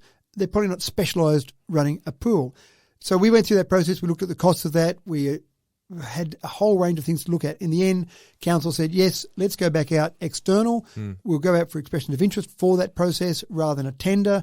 A subtle difference there between EOIs and tenders, and we wanted to have a bit more flexibility, which is why we went EOI. Yep. And we got applications that came in, fantastic. And we then awarded the process there, the EOI process, we awarded that management to Belgravia. So they're now running it. That started already. So they're into it. They're running it. They're running all three pools. The main reason, well, I can't really talk why other councils made a decision. There was certainly discussion at the council meeting about the cost savings. Now, it costs every community I know that runs a pool, every council that runs a pool, they're always running them at a loss. You're trying to minimise that loss as much as possible. There was certainly a significant cost saving when we looked at the figures of what was costing us to run internally and what the price came in from an external operator. Yep. And so I think most councillors probably made the decision based on the reduced cost. We are very tight on our budget regardless. If we can reduce the cost somewhere, that would be a good thing. So it's running external now. Yep. They've got a long-term Seems to be contract. going well. There's no complaints so far? So far, all seems good. And I Yep. think there's a bit of, hopefully, an opportunity there for an external operator who runs lots of pools across not just Australia, but I think Australia and New Zealand as well. Yeah. I think there's an opportunity there for them to say, we do this in some other centres, why don't you do this here? So I think there's a bit of vision there from the operators and hopefully from our community as well to say, this is exciting. Yes. We might have some different expertise brought to the table here. Yes. So far so good. Let's hope it continues to run that way. Absolutely. Now, I'd imagine, Matt, because I know we've spoken about this at length in regards to the renewable energy zone and how some councils around the place haven't really embraced it, but Dubbo's Regional Council has definitely embraced the renewable energy zone. Do you feel as though this is one of the proudest things you can probably walk away from as a group when the time comes in regards to the fact that you was, as a council, so proactive in regards to trying to really promote this? I think the biggest advantage we have here with this res is if we play it right, this has the potential to fundamentally change Wellington. And Wellington, I think, could really get a huge benefit, probably more so than Dubbo, out of the renewable energy zone. Now, one of the things that we've done already is we put together a renewable energy planning framework, a 1.5% of the capital investment cost over the life of the project. That there is a policy that already has been looked at by other councils and being adopted in either the same or similar format by other councils. So I think that's important. But I think you're right. It's that enthusiasm, the approach, the proactive approach. Already they've said that they're changing the zone, the renewable energy zone, the Central West Orana renewable energy zone from a 3 gigawatt size to 6 gigawatts. So doubling that. That'll double the investment. We're talking about an extra probably $10 billion of investment to come in from that. If we can get it right, if we can get the REAC, the Renewables Education and Activities Centre. That's the one. If we can get that up and running, that will transform the community in terms of tourism. I'll be the first on top of that wind turbine, by the way. Exactly. That would be fantastic. If we can get some projects that are leaving legacy funds, legacy employment, etc., in Wellington, I think this is a real opportunity. That's the big thing, isn't it? I think that's the ongoing thing there, to see if we can still get some serious money out of this. That's the real challenge. And if we can play it right, that's the thing. So when you say, is this your proudest moment? In 10 years' time, hopefully this council continues on, the next council continues on. Hopefully this continues on as much as I can. I'll certainly focus on making sure we get benefits from it. Yeah. But if we can get that right, that's where this will be transformational. Yes. And you're right, some of the areas are still trying to lock the gates. We're opening our arms and saying, please come along, take advantage of it. It's happening. The new economy, I keep talking about renewables as the new economy. Mining is not the economy anymore. This is the new economy. We are at the forefront of that. If we can take advantage of it, that will be a huge change for our community. I love your passion for it. Well, I would suggest that one of the biggest controversies, which just did not seem to want to go away, was the alcohol and drug facility. Now, it's still obviously around from the point of view of the fact that a decision still has not been made yet by state government to finalise off on this. And I know the fact that council here has been objecting to the proposed site now for a long while, but it created a huge controversy, and it seems to settle down a little bit. But where do you feel as though this is going to end up? You really haven't left me alone on the tough ones, have you? So the alcohol and other drugs facility is a state government facility. And I think we've finally gotten to the point now where the community understands a bit more about it. I think the community finally is believing the fact that council never has promised to gift land to the state government for this facility. There's been discussions, there's been people chatting about it, there's been potential, but there's been no commitment to gift land. So I think the community finally realises that. The community also realises that we don't say where it goes. If it was a council facility, if we were deciding to put in a new water treatment plant or a new sewage treatment plant, we can make a decision within the realms of zoning and what is legal. We can make a decision of where it goes. A state government-owned facility, they will put where they want to put. Now, we have a formal objection. There's a council resolution to say that we formally object to the Spears Drive location. We do. This council objects to that location. This council does not think... Which is clearly stated on many times. That's right. This council does not think it is in the right location. Do we have the power to move it? No. Have I spoken to the minister? Yes. Have I sent letters to the minister? Yes. We've expressed council's decision about that resolution to say we object to the location, but we cannot make them change it. If we could, obviously the fact that we object to it, we would change the location. So I think people are finally realising that council can object to it. We can say we don't think it's the right location. Offering parcels of land is not going to change the location. We've got that clearly stated in a letter back from Health to say that, sure, we can look at parcels of land, but we'll choose the best parcel. They also have, as we've talked about, compulsory acquisition powers. They also have the ability to knock on our door and say, we've got compulsory acquisition powers. Do we need to use those? But surely if you're council, we want this other land. Can't we negotiate and come up with something? Not even that has happened. They will choose the parcel of land that they think suits them best. They've chosen that. They believe it's to be Spears Drive. I think the people that are opposing it now finally realise that and are focused on the state government to change that. Again, the disappointment in all of this, there's been a bit of scuttlebutt, lots of social media commentary around council did this, council did that, ignoring the fact, and some people might even say trying to blame council for a state government decision. It might have been convenient for them to try and blame council for a decision that was made by another level of government. I think, again, councils have been pretty clear in this whole process that we don't agree with this location, and let's go through a process where the state government knows about that, and hopefully they will change that location. Well, I'm sure you'll agree with me the fact that let's hope in the next term anyway that a decision is made by state government in regards to the placement of this facility, which is well and truly needed. And that's the bottom line. It's well and truly needed. Everyone agrees on that. Let's get it happening. Hopefully let's get it happening in a different location. But again, I think council has been shown to have done the right thing all the way through this process. Looking back, do you feel as though there's been any issues that council hasn't really sort of resolved? Ideas and thoughts that you thought, look, at the start of this term, we really want to focus on this and get this sorted out. Is there anything in particular that you feel as though there's something there that you think, oh, look, we've really got to try to, next term, hopefully we can get that resolved? Well, I didn't actually realise there were so many little things hiding away under rocks that you kick and suddenly something pops up out at you.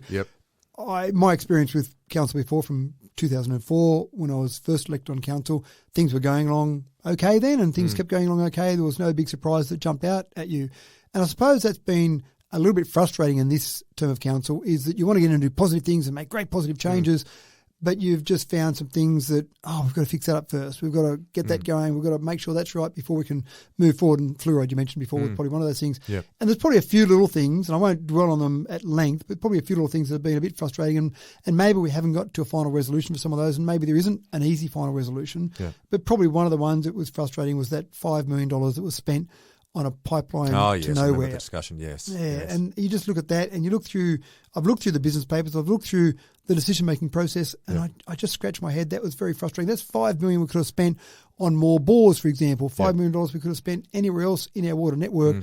We built a pipeline, and not this council again, last council, built a pipeline that would take treated effluent from the sewage treatment plant and take that water down to use it to water fields down along the riverbank near Which I the think water treatment plant. In principle was probably not such a bad idea, but the process that went about, I think, was the problem, wasn't it? There was quite clear, when I read some of those past reports, it was quite clear to me that you couldn't use that water because it wasn't treated to a high enough standard. Because that was the problem, wasn't it? It was the treatment of that water. Correct. And it was even mentioned in the reports that you would need to spend a lot of money to treat that water to a level that you could then go and use it to water those fields. Do you have any ideas then and thoughts in regards to what maybe council could do with this? Well, look, it is a bit of a random one, but we're getting some renewable energy projects that are looking at hydrogen. So they're saying, well, with all the renewable energy around here, we could maybe have a plant that produces hydrogen, takes water, and then basically takes the hydrogen from that, H2O, and take that, and there's a fair bit of energy needed for that, but you've got sometimes excess energy to do that. They need water. So maybe it's something we could say, we've got some of these are near the sewage treatment plant. We've got some treated effluent that's not treated to a high enough standard now that you could use for your hydrolysis process. But if you treat it to a high enough standard, you could do that. You would have to pay for that. But that also means that, in a dry year, we could use those purple pipes that are under the ground. That's stretching it a little bit in terms of what we might be able to do with it. At the moment, we've really just got pipes on the ground that we can't use because they just didn't go through a proper process. Yeah, right. Just very briefly, a couple other ones that we're kind of fixing up that haven't been fixed up yet. We've got land that was purchased at Talbragar Street. Right, yes. No business case. Don't know why. Oh, this is one near the opposite the pool there, That's isn't right. it? Yeah. Maybe it was for parking for the pool, but there's a lot of money, millions of dollars spent on maybe some parking for the pool. Yeah. So we're going through a process now, EOI, to sell or to lease that off there. Yeah. So that was one that just was a bit frustrating. Why do we end up with that? And the other one was that land swap deal between the RSL Club and Council for the old Dubbo City Bowling Club for some land up at Keswick. And you kind of say to yourself, why did we do a land swap deal? If you want that land to any organisation, here's the price, sell it or take it to auction. If we want the old Dubbo City Bowling Club, then we should go and buy it. But again, there wasn't a strategic reason. There was no strategy around that Dubbo City Bowling Club. I don't understand why we've got it. So that didn't seem to be a great deal. And that's still ongoing at the moment as we speak. That's still sitting there, no final resolution to that. So there's a couple of little ones there, I suppose, that I feel like we haven't gotten there in terms of fixing them up yet, and maybe we're not ever going to get there and fix them up properly. But a bit frustrating with that rear view mirror. But again, you always try and look forward and see how you can make things better in the future. Nice little segue you provided for me there, actually, in regards to make things better for the future. This council seems to be really focused on strategic plans, the importance of creating strategy. So, again, just briefly, what have been some of the key strategic plans that you feel as though have been put into place, thinking forward in regards to where the future direction of Dubbo is going to lie? One thing that's really important, I think, for a council, and good councils do this, is think strategically, look forward, look 5, 10, 20 years down the track, and if you get those things right, then the community absolutely benefits. And I think we've done that with some of our housing in the past, for example. We need more housing now. We've come in and out of land development as it might have been needed. But with all the planning we've done with our northwest urban release area, I think that's really setting us up for the future. I think that's important. Even with housing, the fact that we went out with Keswick, put some more lots on the market, but the market was very hot at the time.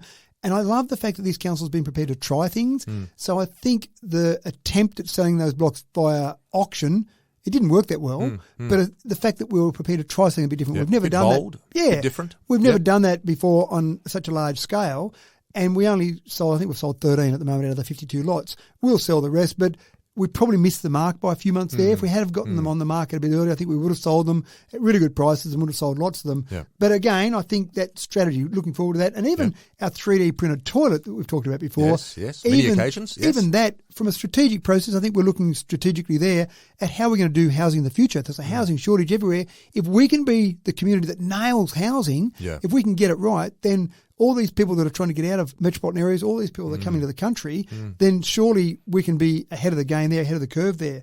We're also doing some important work, I think, on just some other strategic processes. So, for example, South Dubbo Bridge, that had been talked about for a little while, and it's not something we're going to build tomorrow. We need to work out exactly where that South Dubbo Bridge will go, and then we need to go out and start looking at funding sources for that. So I think that's putting that back into that long-term strategy. That had kind of dropped off a bit. And the same with our southern distributor and our Blue Ridge Link Road. We're getting more and more people living in West Dubbo. They're needing to move around the community more. So that South Dubbo Bridge, that'll tie in with some form of southern distributor, which again, we've been going out, we've been acquiring the land for that. And I would argue that we shouldn't have had to do land acquisition for that in the way we've had to do it. It probably should have been done years ago when that land was probably worth a lot less than what we've had to pay for it now. So, again, a bit disappointing that strategy had been forgotten about there. Blue Ridge Link Road, Sheraton Road, those things again, tidying up some of those, getting strategy back on the path there. Yep. And we'll eventually have a road that comes off Mitchell Highway going down through Blue Ridge and linking into that southern distributor. Again, we're doing that strategic work now. It's not going to happen tomorrow, but I think we should be in a really good place for that. And even, it seems like a simple one, but it should have been done, the harmonisation of our water and sewage rates between the two old councils. Yep. When you have the amalgamation, you've got to get your rates done by a certain period of time, but you don't have to have water and sewage rates the same.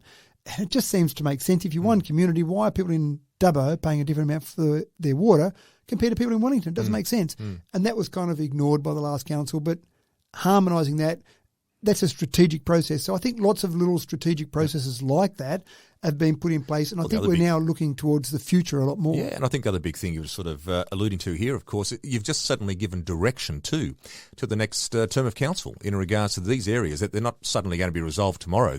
It's all part of just not necessarily the next term of council. There's probably another couple of whole groups of councils coming forward that can actually help develop this plan even further, or these plans even further. Well, the boundary road connection's a classic. This group of councillors got to cut the ribbon on the boundary road extension. Fantastic. The planning for that started back when I was on council before. So we're going back before 2016. In fact, way before that, the planning started. But then the final part of that started towards the end of my time on council. Yeah. And here we are now, all these years later, cutting the ribbon on something that's a very important piece of road. Yeah. So that's what happens. You're right. If you do the strategy right now, you're not realising some of these things for one or two terms of council, but they're things that should be in place, and you should be going, well, thank you to the last group of councillors 10 years ago who put that strategy in place. You had the foresight and the strategy to develop this. I look back, and I'm a sporting man at heart. I still love my sport, as you know.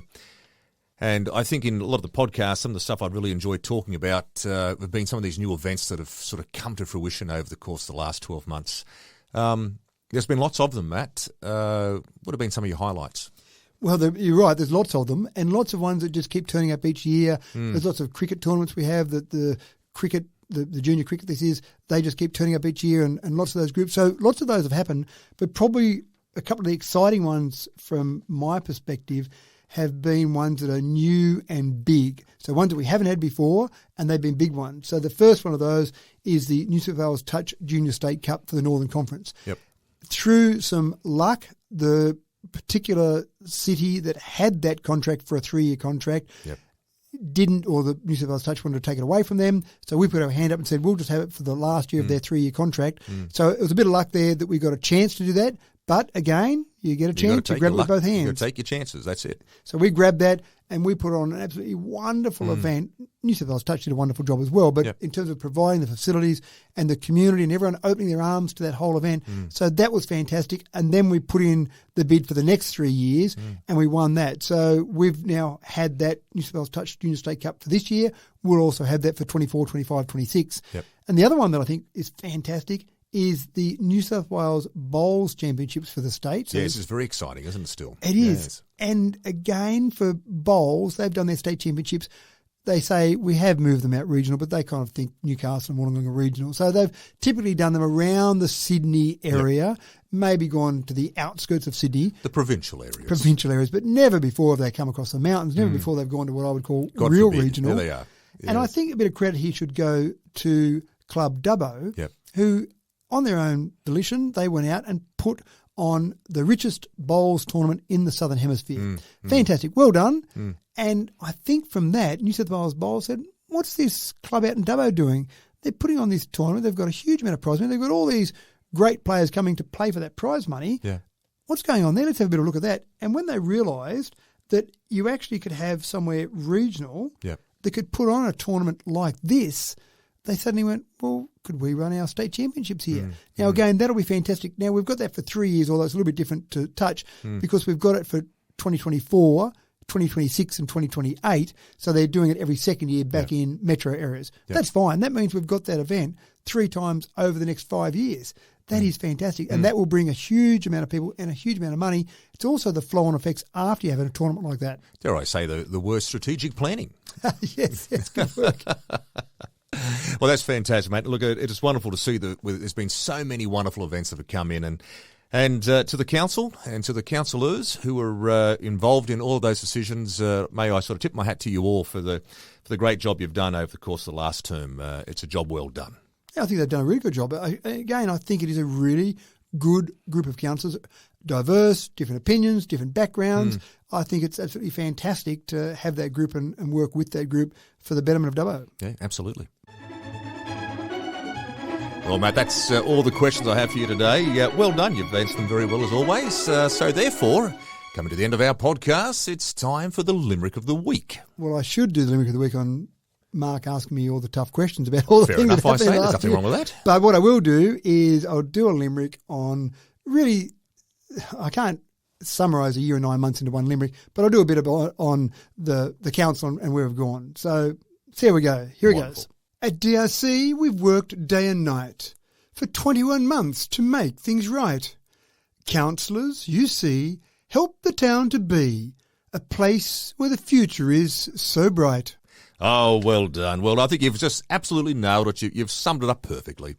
Look, mate, I wish you all the very best for Thursday night. I do hope, on a very much a personal level, I'm entitled to my opinion on this. I hope you do get the mayor's job again. And again, from a very personal level, I think you've done a fabulous job. And I do believe the fact that Dubbo has benefited enormously from what you do. Your time, your effort, your energy, your passion that you put into this role is significant. And I think we as citizens of Dubbo are very, very grateful for the fact, and I think we're, in many, many ways, I think we're quite blessed to have a man of your ability in that role. So from the bottom of my heart, that's my little personal sort of call out to anyone who sort of thinks otherwise. I think you're doing an exceptional job, mate, let me tell you. Thank you. And just remind me to book you in for my eulogy with words like that. So I will. I'll just write those down so I don't forget. Thank you. Look, it's really enjoyable. I really do enjoy the role. And I take it very seriously. I take it very seriously, the responsibilities of the role.